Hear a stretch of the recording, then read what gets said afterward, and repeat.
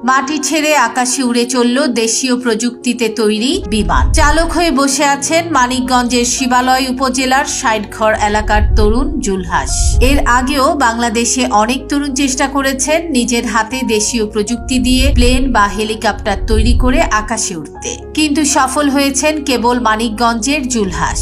অদম্য ইচ্ছাশক্তি আর সঠিক পরিশ্রম করলে যে অসম্ভবকে সম্ভব করা যায়, আকাশে ওড়া এই প্লেন হলো তার প্রমাণ। 2021 সাল থেকে নিরলস চেষ্টা করে 2025 সালে এসে মিলল জুলহাসের আকাশে ওড়ার সাফল্য। প্লেন তৈরির কোনো একাডেমিক শিক্ষা না থাকলেও ইউটিউব ভিডিও দেখে আর বিভিন্ন বইপত্র পড়ে জুলহাস ধাপে ধাপে তৈরি করেছেন এই প্লেন। একদম দেশীয় প্রযুক্তিতে তৈরি এই বিমানটি আপাতত 25 ফুট উপর দিয়ে চলতে পারে। জুলহাস জানিয়েছেন এই প্লেন তৈরি করতে খরচ হয়েছে মাত্র 1.5 লাখ টাকা।